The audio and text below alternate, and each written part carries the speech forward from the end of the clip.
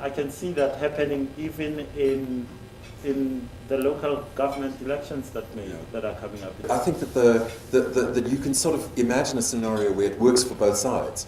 So the DA joins the coalition with the ANC because this is its opportunity to add sort of the larger section of the vote. For the ANC, the idea of losing power is just so awful that they set aside their sort of narrative on the DA.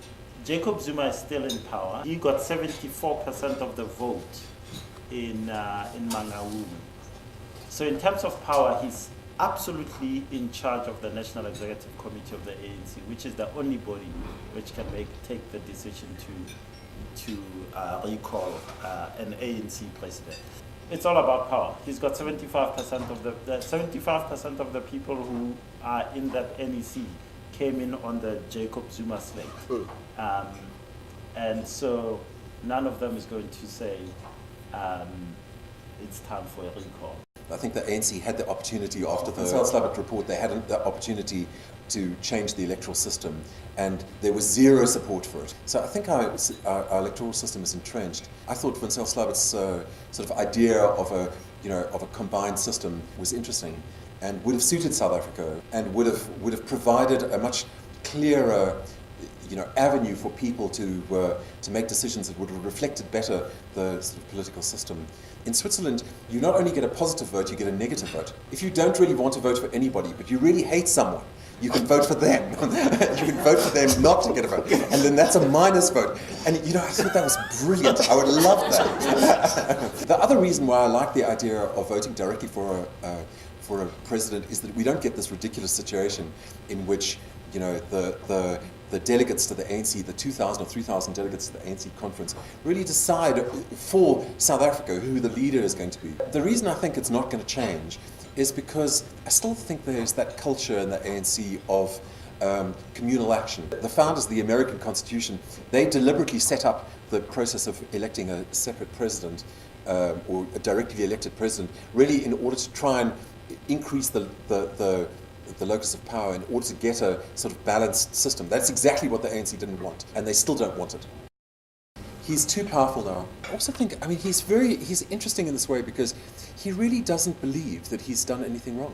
He doesn't feel guilty about having done anything wrong because he just doesn't believe that he's done anything wrong. So every step of the way, it'll be fought. It'll just be an endless battle that will go nowhere. I'll take the economist stance he takes.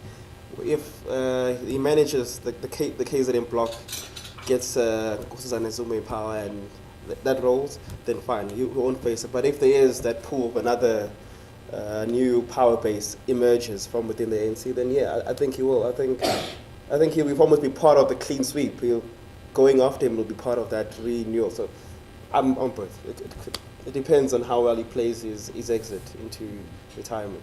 And the clean sweep could also be that, go away, enjoy your house and whatever benefits you may have had, and we'll let you go, but we're gonna come in with a new message.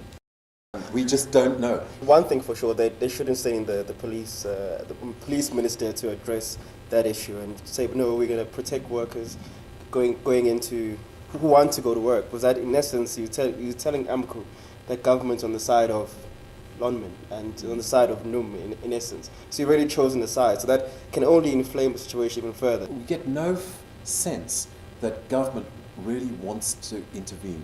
And the companies don't want to specify what they think government should do. Mining companies have made suggestions.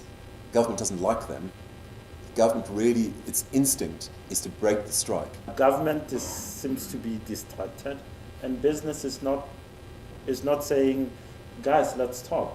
The crux of this whole platinum issue boils down to that Lonmin operation. Solving the Lonmin question, the Lonmin and their workers' relationship, I think that's the crux of what will almost free us from this platinum belt issue we have stuck with right now. In essence, it boils down to Lonmin, Ivan Glasenberg, Ivan Ben Magara, to actually finally get a working relationship with their workers. Until that happens, I think Lonmin's constantly will be in this.